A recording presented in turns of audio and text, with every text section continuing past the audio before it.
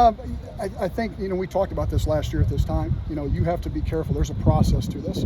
And there's probably, if you look at, Bo Stevens, Jennings Dunker, Logan Jones, those three guys last year that started games probably should have been sitting or should have been behind a couple guys and let them kind of mature at a normal rate. Well, that's not the case. I think it's going to serve them well here soon, but last year it's one of those deals, and you can point the fingers at them, but that it wasn't their, they didn't make those circumstances, and those circumstances come up in college football. It happens, and you had the COVID years and all these things, and you just got to respond to what you have, and you just got to be careful.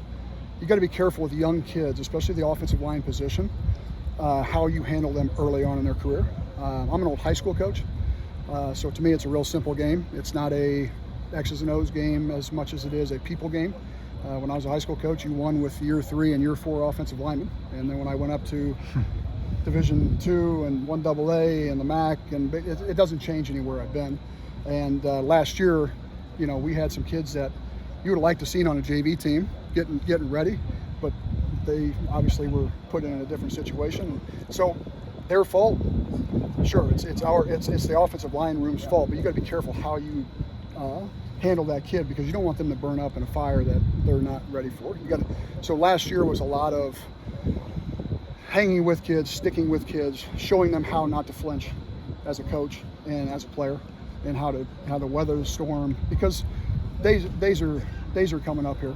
So in that process, and I'm sorry if I'm oversimplifying, not at all, but in the process of thrown into a fire as a freshman or a redshirt freshman, yep, to senior leader who has played a bunch of games, where are they on that kind of? They're right smack in the middle. We got a lot of kids going from year 1 to year 2. We got Mason Richmond going from year 3 to year 4. But you still got that chunk that was in their first year last year. That's the crew that's got to take that big jump, and that's what you're excited for, and they're excited for it too. And they come to work every day, and you're seeing a lot of improvement. When you're in it every day as a young kid, sometimes it's hard to breathe. Sometimes it's hard to take that deep breath and realize like this game's not as hard as it actually feels. And I think they've been able to go season, get out, take a deep breath, watch some film. Spring ball, get out, watch some film, check it out. And then now the same thing with fall camp. We had a recovery day yesterday. Just those little days of them getting out and being able to kind of just evaluate things and look on film and see how, hey, I can do this, because you're still dealing with a second-year kid, but they can play a little bit higher than that if you allow them to. How do you go about? Thank you, George. Yeah. How do you go about developing a collective unit, knowing the fact that you got so many pieces that are up in the air right now? You talking about last year or this year?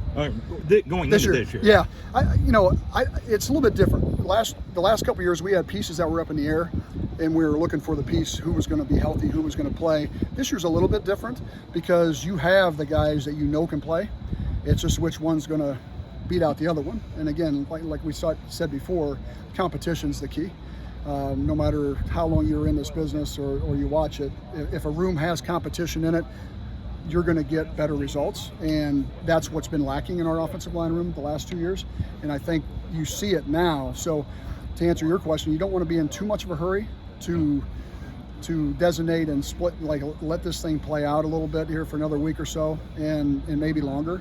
But like at each position, it's not a new guy popping in. It's 2 guys that have had game experience, so that makes you feel a little bit better about keeping the process alive.